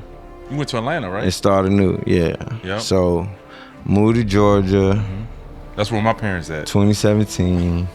We got a lot of common parts. And yeah, man. That's crazy. And it's been up. And I just got a 5,000 plus square foot crib built. Wow. I can't complain, man. But in the end, like I said, I don't play with that money, man. Like, I'm gonna work, bro. Right. Like I'm gonna respect it. Right. And see, that's the difference. It's like there's a lot of people that you might see more. You Right. go on the internet, they might have more followers. Right. Hell, they might have more hit records. Right. But man, hey man, you put this thing side by side, man. Right. You putting that work in. Man, they renting, they living a lie, all of that, man. Right. Nah, all this shit, and I just be trying to get at the people, like, don't be fooled. Right. You see what I'm saying? And respect your own lane. That's it. Be proud of the person in the mirror. Right. Compete with yourself. Nobody else. You know what I'm saying? I love that. Compete with yourself. Don't worry about nobody else, man. Try Wow. to be greater than you was before. You know. That's it, man. And hey, man, don't believe everything that y'all see, man, because a lot of these people that's on the charts and different things like that, man. They ain't really doing. Man, listen, man, you ain't. Yeah, it ain't. It be a whole lot of finessing and faking, Smoke and man. mirrors. Yeah. So just live for yourself, man. But life's great, and I thank God for it. You know. I love it. Go ahead. So we're gonna play a little game. We're gonna play greatest of all time. Then you're gonna give your final thoughts, and then I'm gonna give my final thoughts. So greatest of all time, Quan. And we just talking about high school. All right, that's it. Just high school. What you mean? High school. I'm about to tell you. Okay. Greatest of all time. Sports. Around this neck of the woods. Bubba Chuck, Mike Vick, or Ronald Curry. All of them. We ain't never got that answer before. Why you say that? Why you say that? I love it. I love it. Real talk. I'm gonna say this for anybody Yeah. that has did more than the average. Right. I salute it. I love it. Everybody knows me and Bub got a personal rapport and relationship, and I'm close with a lot of people in this family and close friends. Me and Oop, Vic, we got a lot of mutual people. You can't take away what niggas like us did for these ghetto babies around here, bro. Wow. You can't, man. Not when, if you think about your peer group, damn near every person I know has been directly affected by gun violence and murder out here. Every person I fucking... You ain't lying. My first cousin got killed after his football game, Phoebus High School. Every You ain't lying. fucking person, bro. Imagine me, bruh, I can... Damn, probably half of my peer group has been charged with murder, did time for murder, under investigation for murders. You see what I'm saying? Or murdered. And then sons murdered or murdering. Daughters getting murdered or murdering. Really? Ain't no fucking accident. Ain't shit out here.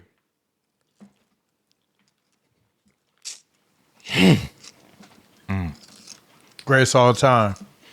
Tupac, Nas, or Ferquan. Man, me. I love it. Me, bro. Like, what's happening? What's up? I love it. Who gonna rap and sing like the rap sing king, man? Wow. No doubt. Huh? No doubt. Who we talking about gonna really do a ballad with anybody from Mary J. Blige to SZA and match them note for note in perfect pitch? That could get on the same stage across from Alicia Keys and play piano with her and sing. Wow. That could get on the song with some of your top 5 dead or alive and have people come back debating for years who I rapped who. I'm just saying. On more than one occasion. I ain't saying these dudes wasn't great. But Rap Sing King, the package, Love it. the story. I'm just saying in that aspect, but you can't take away what they did for the culture. Yeah. Just like I might not have the biggest discography, but we can't sit here and act like everybody was rapping and singing and being cool with rapping and singing about some street shit. Right. Right. Or about the struggle. Yeah. You can't do that. No. You know what I'm saying? So, yeah. Bar for bar, ballad for ballad. Don't matter, man. Don Ferquan. Love it. You know what I'm saying? Last but not least, greatest of all time. And I'm gonna say this. Go ahead. What if? And I feel like this. Whatever God got for me, He got for me, right? Right. But the greatest story of all fucking time, bro, would be for motherfuckers to look up one day. And this shit. Everything that y'all thought I was supposed to do in 05. It could happen at any given moment. Then what? That's a better story. Yeah. Because that show you no matter how old you are. You can still make it happen. You know what I'm saying? And it's so crazy you say that because this is what I always tell people. Every day you wake up, and I want to slow this down so you understand this. Every day that you wake up is a day that you can turn around and make that day better than the day before. Fact. That's a fact. That's a fact. If you don't walk away with As long as you got nothing, your freedom. long as you got your freedom, every day is a day to get better and make something better than the day before. And people always ask me, they're like, "How you feel today?" I'm good because I woke up. I got breath in my body. I can work the rest out. I can work the rest out. You know what I'm saying? Because there's some people that had to-do lists and they phone on their dresser. Somebody else was moving their shit within 24 hours. There you go. You know. And I think a lot of people get it misconstrued too. I'm just saying in the aspect of, let's say, you know, I have a mean run. Hits back to back to back to back to back. You know what I'm saying? All of that. Everything, whatever. Right. That's the greatest story ever told. About perseverance. Trials and tribulations. Yeah. About holding on to your dream. Yeah. About growth. You know what I'm saying? But guess what though? Even if we stopped it right here. Woo. Let me tell you something, man. In a year and a half, I damn near lost so many people. But let me tell you something. My granddaddy, Pete, my mama's daddy passed. Then damn near exact year after that, my mama's mama passed.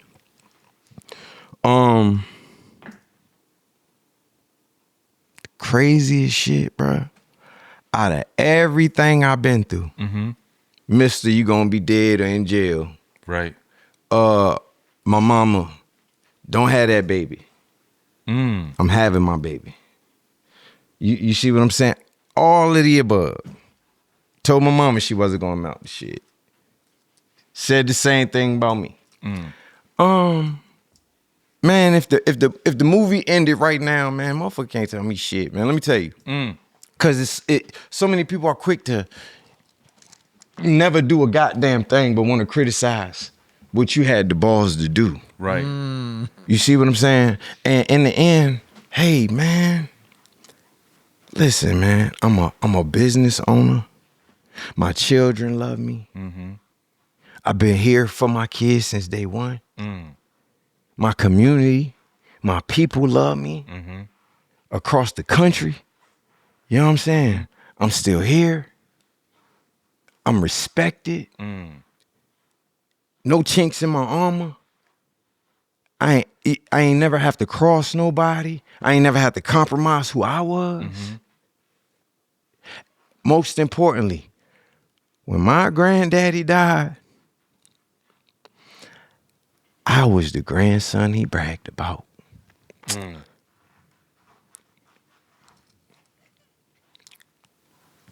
My grandmother died. I was the grandson that they bragged about. If I died today, I'm the son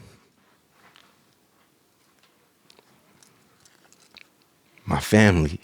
Brag about. Not bad for a black sheep. So niggas they can say what they want. Man, I already won, man. Got a house on the hill overlooking Atlanta, man.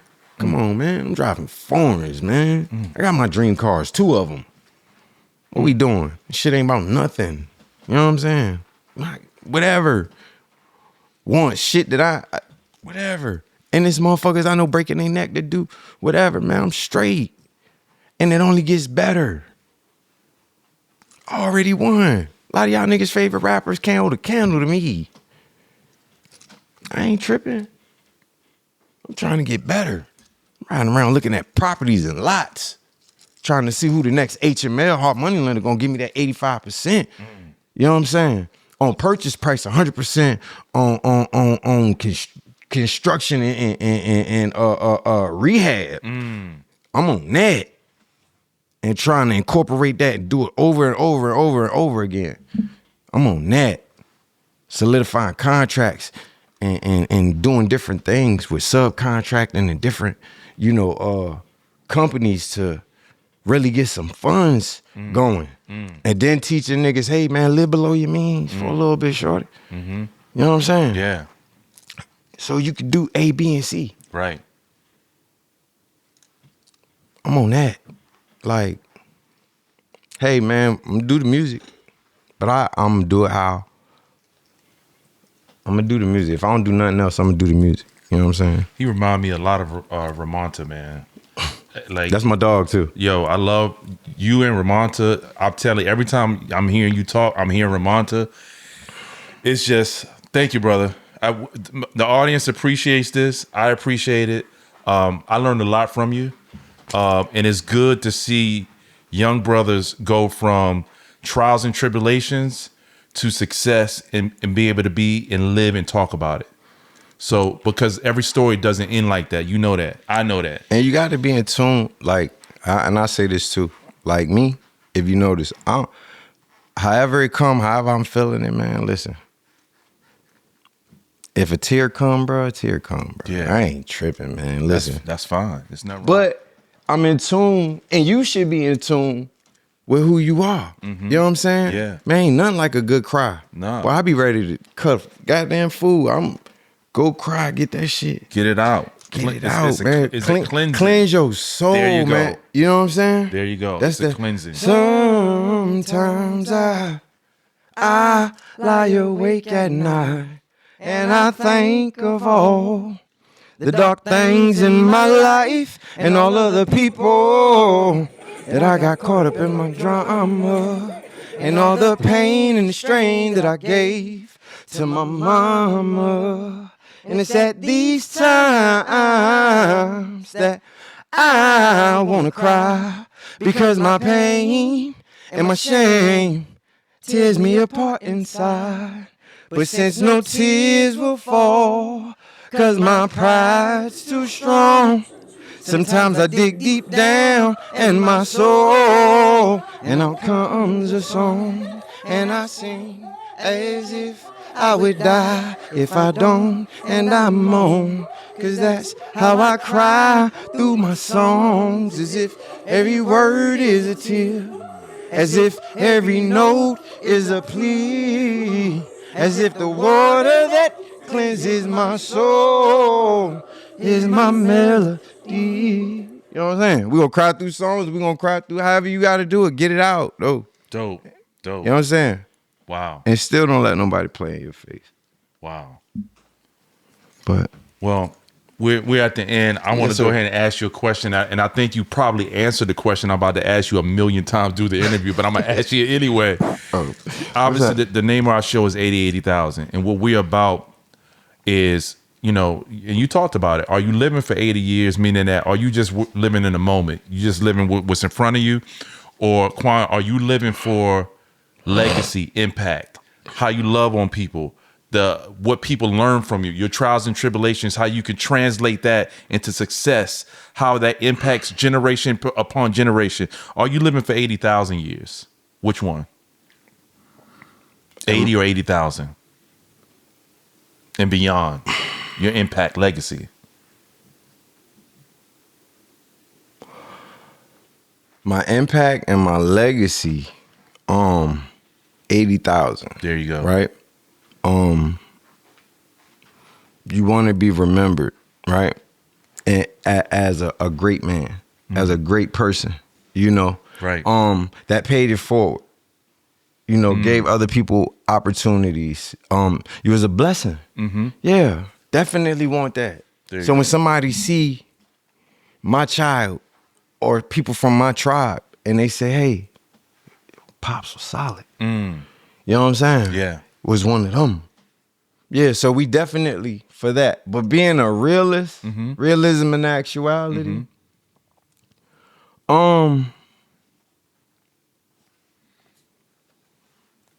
whatever God got. Yeah. I ain't got time. Yeah. Whatever God got. You know what I'm saying? Yeah. Because I know some great men that did some great shit and it ruined they fucking kids, bro. Legacy all fucked up. I'd rather not leave y'all motherfuckers nothing than y'all grow to be great on your own. Than for y'all to grow up and be some sorry, entitled, selfish motherfuckers that mean the earth more better being fertilizer than walking around on it. Wow. You know what I'm saying? Yeah. The fuck?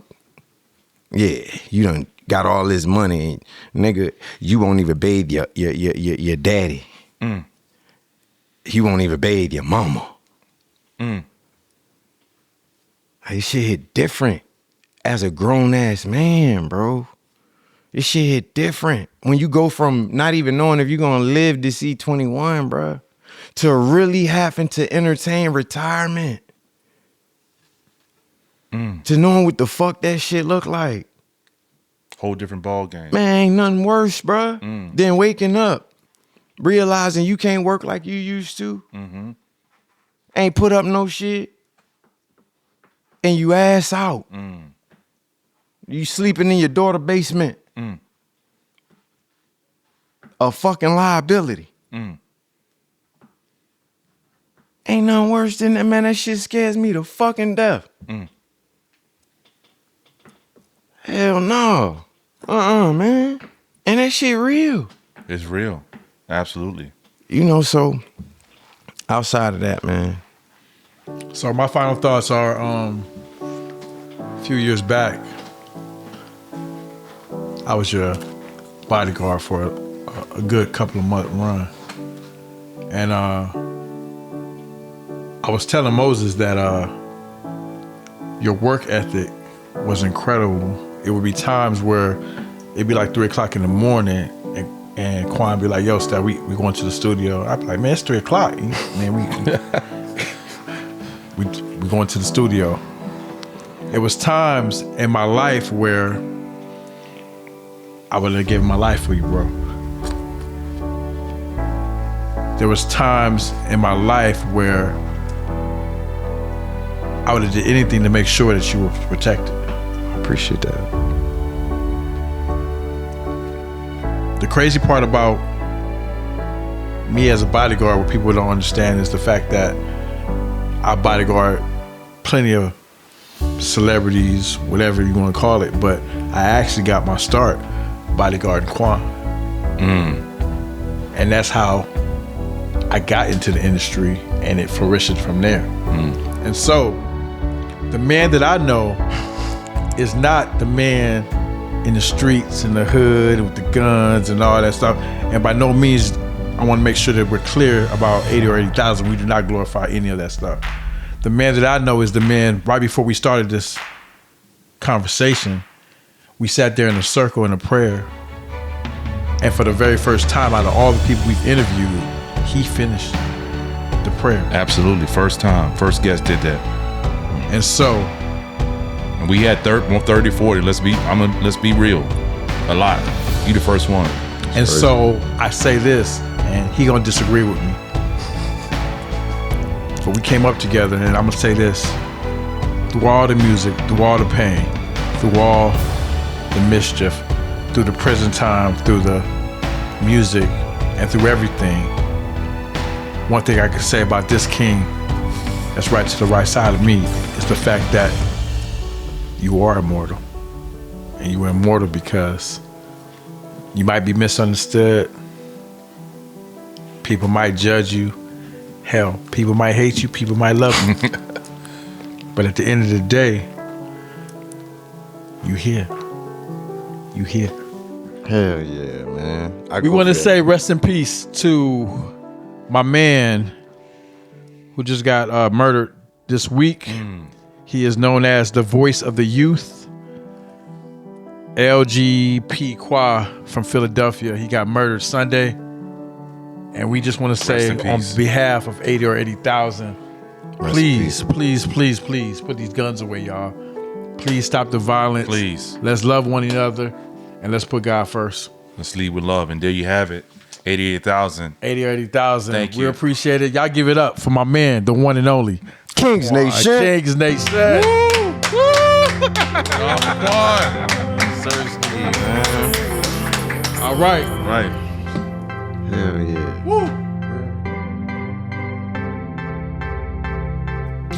They say if something yours, you should let it go. And if you win, it comes back, then you know for sure. So at this time that we say goodbye, reason season a lifetime. Are you really mine? Ride or die front line anytime, shorty. Are you really mine? Yeah. Good, bad, thick or thin, crunch time. Are you really mine? She said it was easy to love me, but what about when I get hard to love? She said it was easy for her to touch me, but what about when I don't wanna be touched? It's easy to be here when I'm up, but what about if I was down? It's easy to be here with everybody, but what about if nobody was around? Would you, baby, still be here, my lady? Would you, lady, still be here? Or would you disappear? Shorty, give anything for you if you give anything for me. I'll be there for you if you gon' hold it down for me. Yeah, I guarantee I'll hold it down till we RIP, yeah. They say if something yours, you should let it go. And if you win, it comes back, then you know for sure. So at this time that we say goodbye, reason season a lifetime. Are you really mine? Ride or die front line anytime, shorty. Are you really mine? Yeah. Good, bad, thick or thin, crunch time. Are you really mine? Would you stay gone or would you come home? Would you suffocate or breathe? If I ain't there at night to hold you tight, when you go to sleep, would you dream about me? Or would you be long gone and move on, baby? Or would you realize our love was too strong? It come running back to me, lady.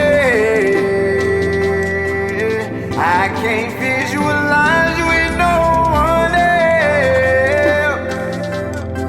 If I can't have you, I'd rather be by myself. They say if something yours, you should let it go. And if you win, it comes back, then you know for sure. So at this time that we say goodbye, reason season a lifetime. Are you really mine? Are you really mine? Are you mine? Right down front line.